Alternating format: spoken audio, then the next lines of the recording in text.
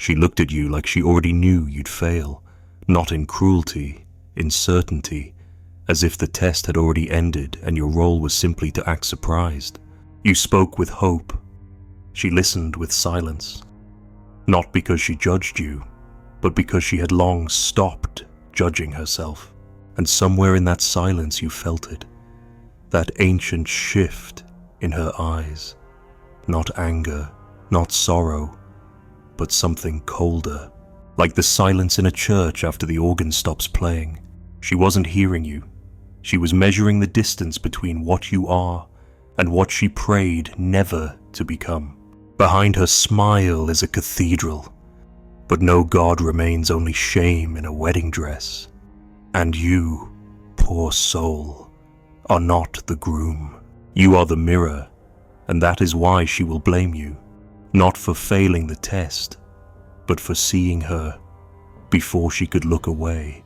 You thought it was a moment, a flicker in her expression, a subtle turning of the wind, but it was a threshold, a gate you never saw until you were already inside.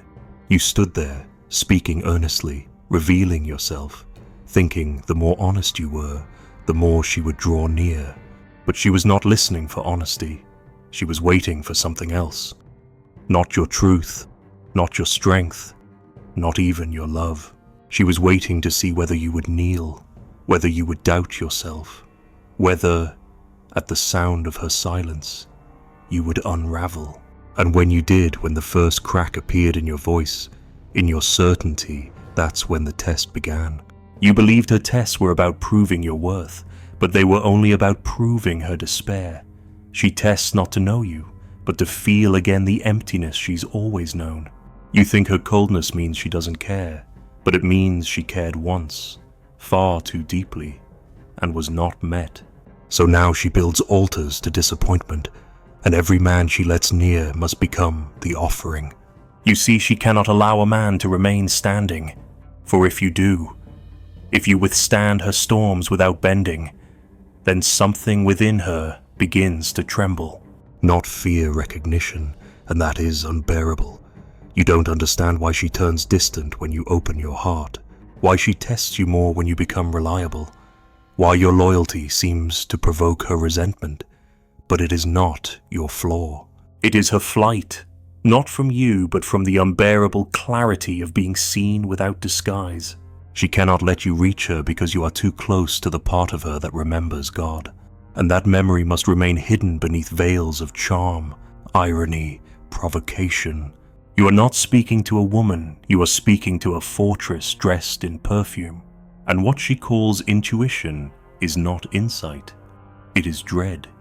It is not the soul recognizing yours, it is the wound calculating your collapse. When she asks you questions that slice sideways through your peace, when she creates tension just to watch your reaction, she is not being cruel. She is reenacting a scene from long ago, a scene that has no beginning, only repetitions. In that scene, the man always fails. He becomes angry, or apologetic, or defensive, or confused. And in his collapse, she feels the echo of something true, the loneliness she cannot explain, the silence she blames you for. She does not know she is doing this. That is the tragedy. She is not a villain. She is a vessel with no bottom. Every time you offer yourself, she cannot hold it. It slips through, and the more you give, the more she confirms the emptiness she feared. She says, "You don't understand me." But what she means is, you didn't crumble like the others. She says, "I just need space." But what she means is, I need time to rewrite you into someone I can survive without trusting. The worst moment is not when she leaves, it is when she stays, but withholds. When she rewards your loyalty with silence. When she praises your strength and punishes your tenderness. When she asks for your heart, then punishes you for bringing it. You wonder, what more can I do? But the answer is not in doing. The answer is in not collapsing when she no longer knows how to need you. You see, she has learned to test men to make them fail, but she has never known what to do with one who endures. You begin to feel it in your body, that strange heaviness in her presence. Not rejection, but a kind of testing ground. You are no longer a man, you are a hypothesis, a ghost she's conjured to confirm a past betrayal. And when you speak, she doesn't hear your words, only their likelihood to abandon her. You kiss her, and she tastes it for weakness. You hold her, and she measures how long before your arms let go. You give, and she waits for the moment you resent giving. Not because she doubts you, but because she knows the story, and she needs it to end the way it always ends. But something in you remains, a stillness, a gaze that does not flinch, a presence that does not demand. And that is when her real fear begins. Not of you, of the cathedral within, of the God she buried behind pleasure and performance, of the ache that no man ever stayed long enough to name. You are not her test. You are the mirror that refuses to shatter, and that is more terrifying than being abandoned. It means she can no longer hide. She begins to sabotage. She picks fights over nothing. She questions your motives. She accuses you of things that have no grounding. But these are not acts of betrayal. They are acts of exorcism. She is trying to drive you away before the cathedral doors open, before the child inside her awakens, before the memory returns of a time when love was not manipulation, when presence was not a performance. You are too close, and so she becomes the storm again. You feel her withdraw, but it is not distance. It is drowning. She cannot afford to let your gaze remain. It sees too much. It sees the part of her still kneeling at an altar, still waiting for a father who never looked back. And that kneeling self cannot bear your attention. So she turns cold, and you think she is punishing you, but she is saving herself from resurrection, from the unbearable light of being loved without needing to earn it. You tell yourself she just needs time, but no, she needs a man she can crucify. And if you won't let her, if you won't fail her, then she will twist your silence into guilt, your peace into distance, your steadiness into apathy.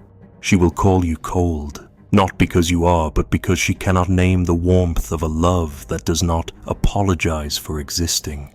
You believed you were being tested for love, but no, you were being tested for collapse, for weakness, for dependence. And when you showed none, she could not translate you. You became unreadable, holy, and she would rather shatter holiness than admit she longs for it. So you become the villain in her story, not because you harmed her, but because you didn't dissolve. You held the gaze, you remained, and that is the one sin she cannot forgive. You loved her without flinching, and now the test has failed, and she must walk away. Not because you weren't enough, but because, for a moment, you saw the curtain lift, and you did not look away. You wake up inside the courtroom, but there is no gavel, no judge, no laws posted on the walls, only a woman across from you not speaking, not accusing, but looking. And in that look, you already know you've lost, not because you are guilty, but because she needs you to be, because the trial is not about justice, it is about delay. She delays her own sentencing by prosecuting you. If you are the one on trial, she doesn't have to face the deeper question, why does she keep choosing men who crumble, or worse, men who remain? She doesn't want answers. She wants the weight of confusion to feel holy. She will question your timing, your tone, your intentions. She will call your patience passivity, your consistency indifference, your silence manipulation. And you will try to explain. You will try to clarify, to prove that your heart is sincere, but the trial has no language for sincerity. It only recognizes the script, the one she wrote in the dark when she first learned that love leaves. You think if you just love her better, she will stop testing you. But love does not absolve her, it accuses her. because in your steadiness, she sees contrast, and contrast becomes unbearable. Her soul is not trying to merge with yours.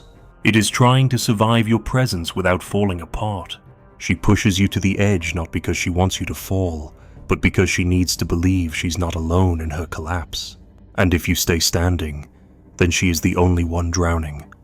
And that cannot be. So she invents your sins, not out of malice, but out of terror. Terror of being seen. Terror of being known. Terror that this time, she may not be able to twist the ending. You begin to feel the weight of her contradictions. She says she wants a strong man, but tests your vulnerability like a predator sniffing for weakness. She says she wants honesty, but only if it confirms her story. She invites closeness, then punishes your nearness. She asks you to open, then retreats when you do. And you start to question yourself. Maybe you are the one with flaws. Maybe you are the cause of her moods, her distance, her discontent. That is the trick. The courtroom feeds on your introspection. You begin to shrink.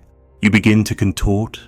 You try different versions of yourself, the protector, the listener, the poet, the fighter, but none of them satisfy the court, because satisfaction is not the goal. The goal is delay. So long as you are on trial, she is safe from the truth. The truth that no one abandoned her, she just never left the abandonment. The truth that you are not her father, not her past lover, not the ghost who walked out. But the ghost cannot be tried, and so you are made to wear its mask. You are not a man to her anymore. You are a stage, a screen, a projection surface for unresolved ache. And every word you speak is measured not for meaning, but for threat. She listens to your calm with suspicion. She studies your peace like a prosecutor, searching for the lie beneath your stillness. And when she finds none, she becomes more unsettled, because it means the guilt was never yours. It was hers, and she cannot carry that yet. So she rewrites the trial. She accuses you of being too distant, too quiet, too strong, too secure.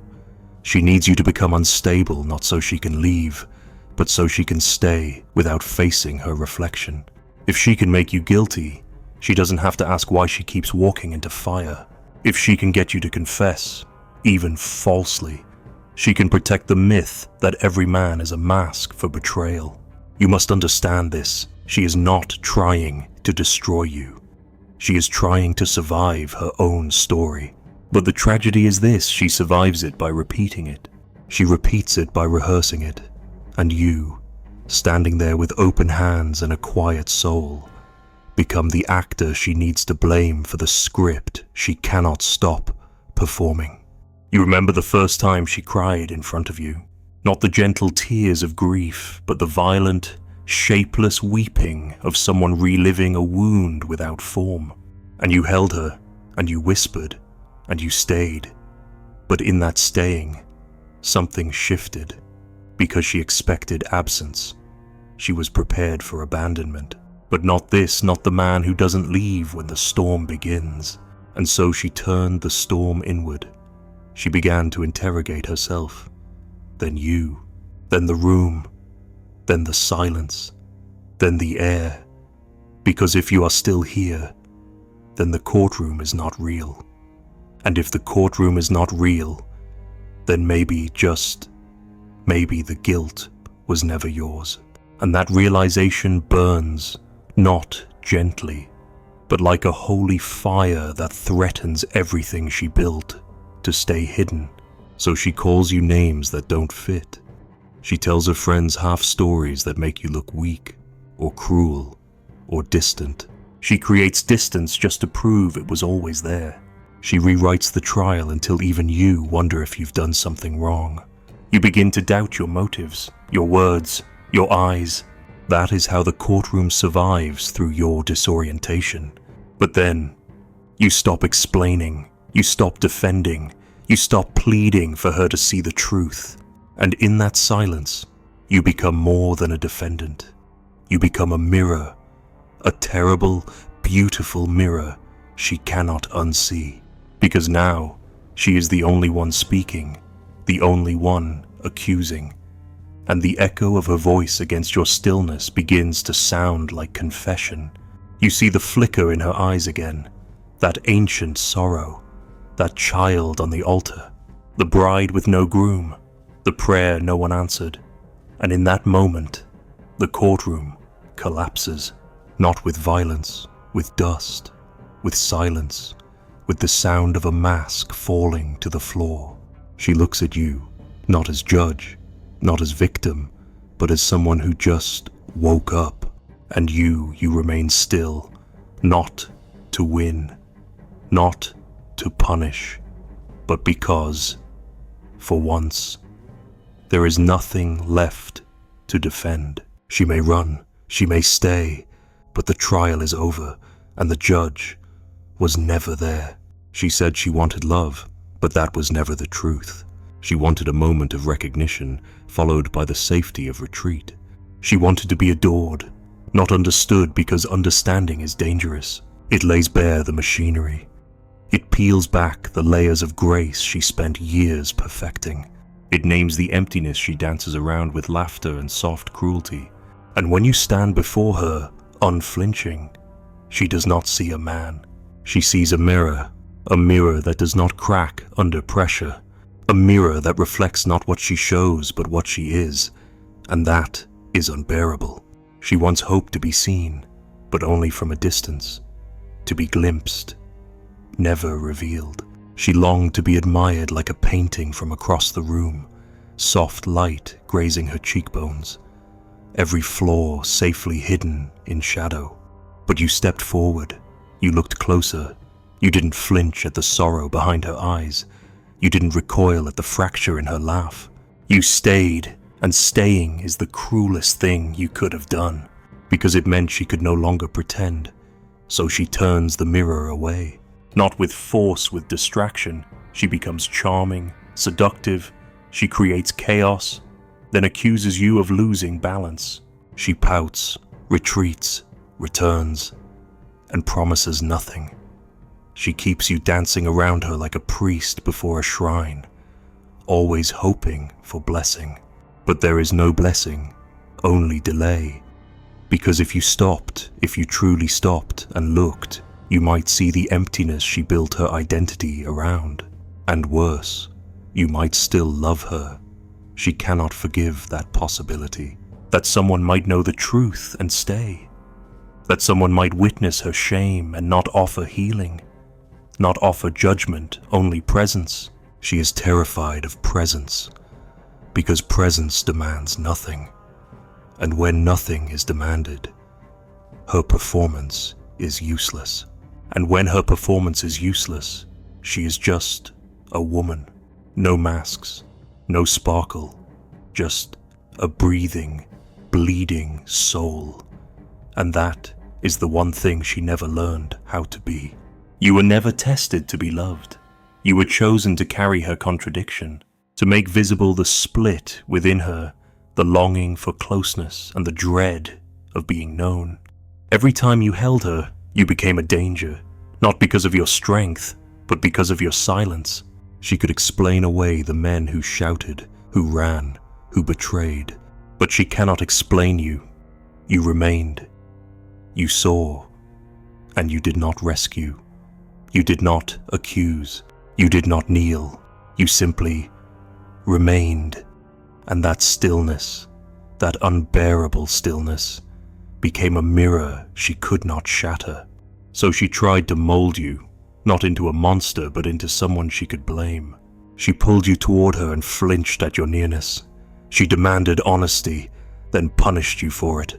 She gave herself to you, then cursed you for touching her soul, not because you hurt her, but because you didn't. And now she had no excuse. You feel it not in her words, but in her breath, in the way her body tightens when you're quiet, in the way her eyes scan yours, not searching for connection, but for confirmation. Is he going to leave me like the others?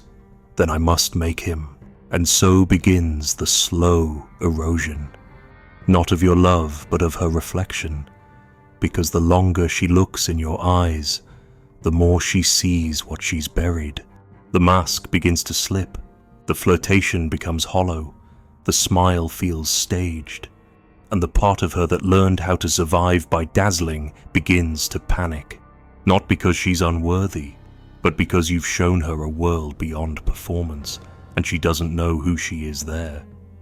That is the true cruelty, not yours, hers, not as an act, but as a necessity. She must destroy the mirror, and so she becomes what she fears, distant, ambiguous, conflicted, cold. She tells you she doesn't know what she wants. She tells you she needs time. She tells you she's confused. But none of that is real. What's real is the terror behind her ribs, the panic of a soul confronted with the possibility of being seen and not needing to perform. You represent the death of her persona, and she cannot grieve what never lived. So she turns away, slowly, beautifully, like a saint ascending into fog. She does not slam the door. She lets it remain open enough for your hope to rot slowly. She wants you to ache, not because she hates you, but because it distracts her from the fact that she let herself be known and then ran. You may ask why call it love, then burn the altar because for a moment it was real, and reality, when unearned, becomes unbearable. She didn't lie, she just couldn't remain. And now you stand alone, not wounded, not angry, just aware. Aware that you were never the one being measured. You were the measure, you were the frame around her chaos, the silence around her scream, the eyes that did not blink when the curtain fell. And that was unforgivable. So remember this. It was never about you. It was about the mirror you held up, the one that refused to crack, the one that reflected her soul, not her mask, the one that waited in silence, without demand, without illusion. And when she saw herself there, naked and eternal, she did what all frightened beings do. She destroyed the reflection and blamed the glass. Somewhere, the mirror still stands, buried beneath silk, beneath laughter, beneath time. But it remembers. It remembers her eyes before they turned away. It remembers the silence before the lie. You will walk through many lives. Some will beg you to forget. Others will punish you for remembering. But the mirror asks nothing. It only reflects. And maybe one day, when the masks have grown too heavy, when the beauty no longer hides the ache, she will return. Not to love, not to explain, but to stand in front of it again, and this time she might not look away.